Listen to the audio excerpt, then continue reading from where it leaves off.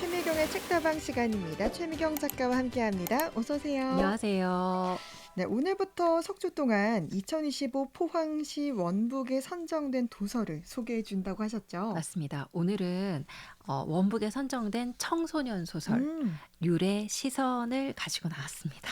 율의 시선이라고 하니까 율이라는 사람의 시선을 좀 나타내는 내용이 아닐까 싶은데요.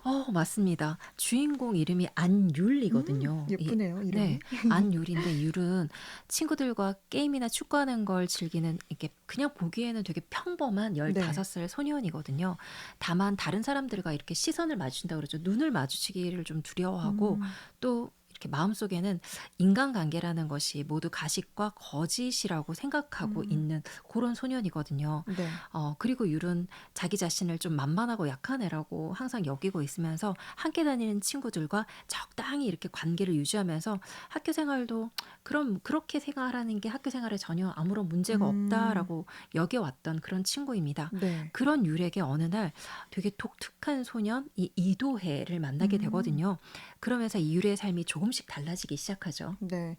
사실 이 청소년 시절에는 친구가 굉장히 중요하잖아요. 맞아요. 네. 어떤 또 만남이 이어질지 들어봤으면 좋겠습니다. 비정상. 그 말은 보통 나를 일컫는 말이었다. 거기에 담긴 의미는 다양하다. 위태롭고 예측할 수 없으며 동떨어진 것. 나는 지금껏 나와 같은 사람을 본 적이 없었다. 예를 들어 나는 사람을 발로 인식한다. 나는 어릴 적부터 사람의 눈을 보는 게 싫었다.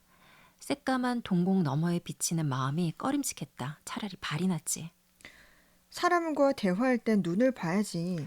하지만 엄마는 늘 그렇게 나무랐다. 그것 외에도 많았다.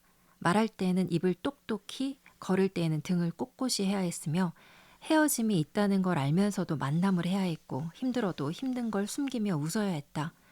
나는 인간이 대체 무엇을 위해 이렇게 사는지 알 수 없었다. 그러나 엄마는 말했다. 세상살이는 원래 다 그런 거야. 네, 여기까지인데요. 그러니까 이 유리는 사람들과 대화를 할 때 눈을 보고 이렇게 말하는 걸 좀 못하고 발을 보면서 하는 것 같고, 맞아요. 근데 이게 처음부터, 원래부터 그랬던 건지 이유가 있지 않을까 싶어요. 사실 율은 어렸을 때 교통사고로 아버지를 여의게 아, 되거든요.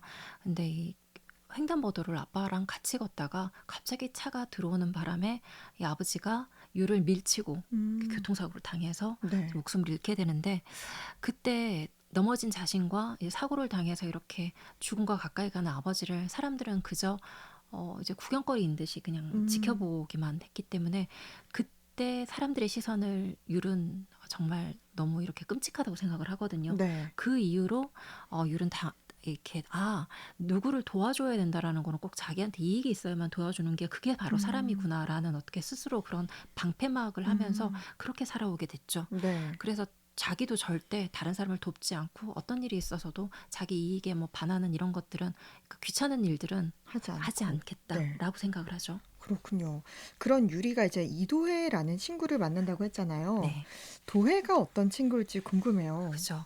이 처음 만난 게 이제 비 오는 날 산책길에서 죽은 고양이를 안고 있는 도회인데 그때 도회가 맨발을 하고 네. 있었거든요. 그래서 그런 이렇게 약간 첫 만남도 조금 약간 낯설었는데 네. 그 당시 도회는 반 아이들한테 또 따돌림을 좀 당하고 있었어요. 네. 아, 얘기를 좀 더 들어봤으면 좋겠습니다. 저부터 시작할게요.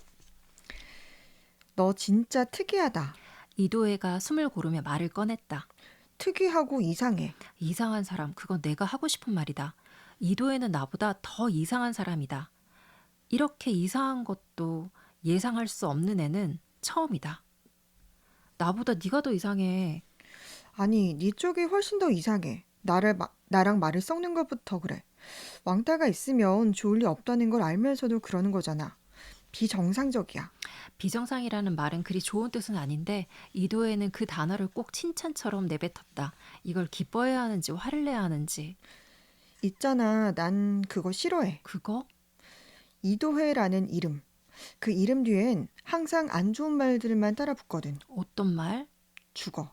순식간에 공기가 얼어붙었다. 1시간 같은 몇 분이 흘렀다. 농담이야, 농담. 이도혜가 손바닥을 펼치고 손을 좌우로 흔들었다. 그럼 뭐라고 부르는 게 좋은데? 북극성. 진짜냐? 응. 왜 하필 북극성인데? 거기가 내 고향이라서. 내가 당황하고 있자 옆에서 픽 웃음소리가 새어나왔다. 비밀이란 소리야. 비밀, 그놈의 비밀. 이도혜는 비밀을 정말 좋아하는 것 같았다. 처음 만났을 때도 비밀이라더니. 사실은 말이지, 북극성이라고 불리면 나도 빛날 것 같아서. 이도혜가 웃으면서 중얼거렸다. 나는 작게 북극성이라고 불러보았다. 네, 여기까지가 이제 도혜와 유리의 대화였는데, 맞아요. 네. 자신의 이름이 싫어서 이제 북극성이라고 불러주면 좋겠다라고 이제 제가 얘기를 했잖아요.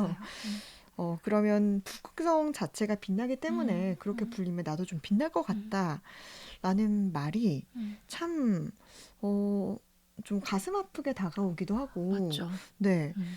또 도혜도 왠지 좀 다른 사람의 눈을 마주치지 못하는 유리처럼 쓸쓸해 보이긴 합니다. 그렇죠. 사실 이 도예는 기존 그 15살이 겪고 있는 어떤 문제들이죠. 뭐 게임이나 성적, 뭐 이런 축구 이야기 이런 거에 전혀 관심이 없고 네. 그저 하늘을 올려다보기를 좋아하는 아이였거든요. 네. 그리고 무더운 여름에도 긴팔 교복을 입는 아이였습니다. 거기다 이제 자기를 이름이 아닌 북극성이라고 불러달라 정말 독특하죠. 네. 그런 도예가 이 유리의 눈에는 자꾸 밟히거든요. 그리고 남들에게뿐만 아니라 스스로에게도 쉽게 내보이지 않았던 이 유리의 상처, 이 상처를 도예를 만날 때마다 자꾸자꾸 상기가 되거든요.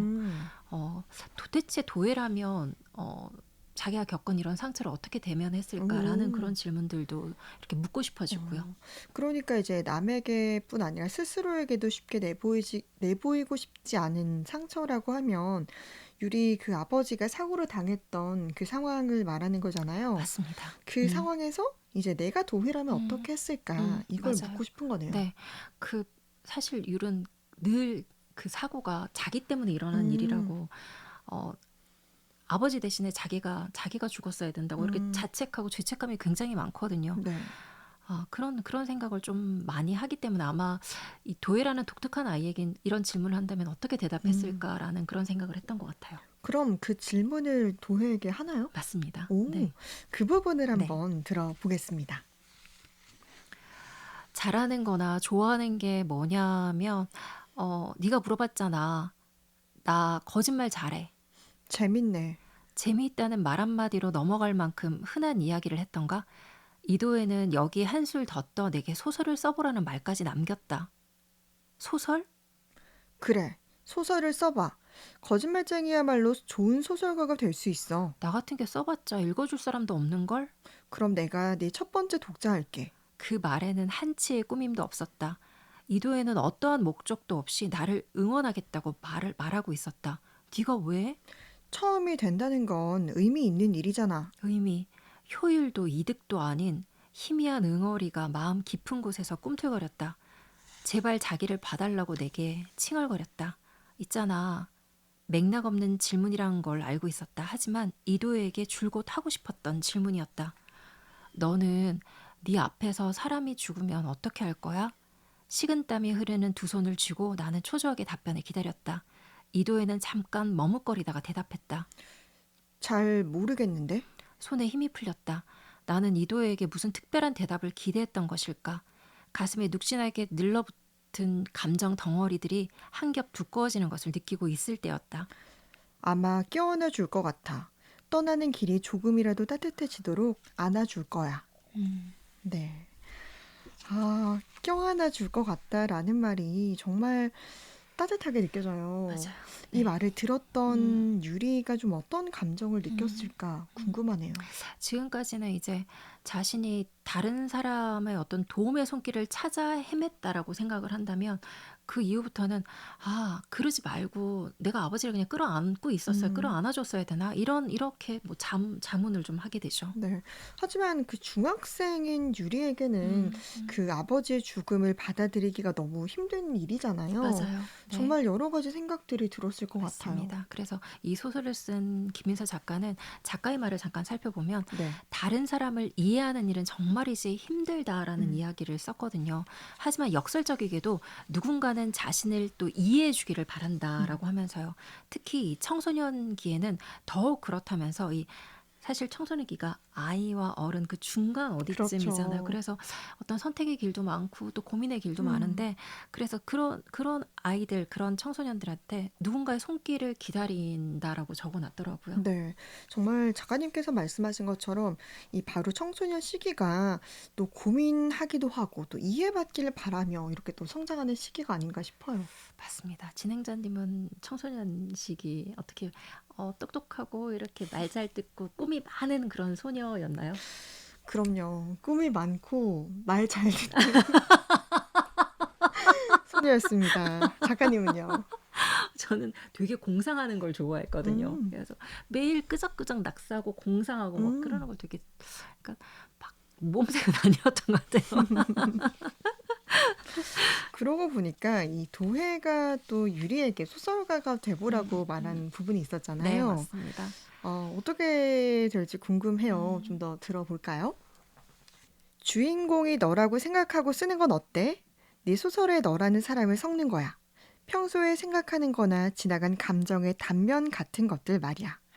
내 마음의 단어가 되는 거지. 한바탕 웃음바다가 지나가고 이도혜가 말을 꺼냈다. 그건 내가 전혀 예상치 못한 말이었다. 내가 주인공인 소설 따위가 좋을 리 없었다. 메마르고 지루한 이야기가 될 게 뻔했다. 나 같은 게 주인공이면 재미없을걸? 나는 좋을 것 같은데 너무 어렵게 생각하지 마. 현실이나 소설이나 별반 다르지 않아. 이도혜가 지휘자처럼 손을 휘둘렀다. 사람은 각자 스스로 부여하는 얘기 속에 살아. 현실을 아름답다고 생각하는지, 끔찍하다고 생각하는지, 어떤 얘기를 적용하느냐에 따라 그 사람의 삶은 180도 달라지는 거지. 눅눅한 냄새가 나는 잿빛 계단 아래 빛도 들지 않은 구석. 지금 우리가 대화하고 있는 곳. 하지만 이도혜에게는 시궁창도 낭만적인 단어가 될 것 같았다. 나는 이도혜의 까만 눈동자를 몰래 흘끔거렸다. 난생 처음 타인의 시선이 궁금해졌다. 저 눈에는 이 세상이 어떻게 보일까? 그냥 네가 소설가나 하지 그러냐? 난 너만큼 웃기지가 않아서. 이도혜의 얼굴에 짓궂은 기색이 번졌다. 나는 그 얄미운 입을 틀어막았다가 이도혜가 다신 안 놀리겠다고 맹세하며 등을 두드릴 때가 되어서야 풀어주었다. 콜록거리는 녀석을 보니 속이 시원했다. 너무 시원해서 점심시간이 끝나가는 것이 아쉬울 지경이었다. 다음에 또 보자. 그래, 이도혜가 이토록 크게 소리치는 모습은 본 적이 없다. 어쩌면 이도혜는 진짜 친구가 될 수 있을지도 모르겠다. 하지만 그날 이후 이도혜는 어디에도 모습을 보이지 않았다. 그러니까 이제 유리가 처음으로 이제 타인의 마음을 궁금해했다라는 것 맞아요. 자체가 좀 많은 맞아요. 발전이 있었던 것 같고, 그러니까. 네. 도혜랑 정말 진짜 친구가 될 수 있을지 모르겠다라는 생각이 마음이 많이 열린 것 같아요. 그쵸. 네, 솔직히 평소 같으면 귀찮은 일에 절대 안 휘말리고 싶은 진짜 네네. 유리였는데 도혜를 만나고 조금씩 마음이 열리는 그런 장면들이 좀 있거든요. 네, 네. 되게 좋더라고요. 근데 이 마지막에 이제 도혜가 모습을 보이지 않았다라고 했잖아요. 네. 걱정이 돼요. 무슨 일이 있는 건가요? 그쵸. 오늘 이 소개해드린 부분은 이 책의 한 반 정도 되는 음, 부분이거든요. 근데 그 이후로는 아마 읽어보셔야지. 진짜 정말 이 도혜에게 또 비밀이 또 음, 있거든요. 그 비밀을 또 보시는 재미도 있을 거고 또 유리 같은 반 아이들과 이 도혜를 만나는 과정에서 겪게 되는 그런 약간 변화된 어떤 성장, 어떤 이런 음. 것들도 충분히 이렇게 좋게 읽으실 수 있을 것 같습니다. 네, 정말 궁금해져서 찾아볼 수밖에 없는 책, 유래 시선이었는데요. 네. 오늘 책다방 시간은 정말 이 마치 학창 시절로 돌아간 느낌이었습니다. 다음 주는 벌써 5월인데 네. 우리 5월에 뵙겠습니다. 고맙습니다. 감사합니다.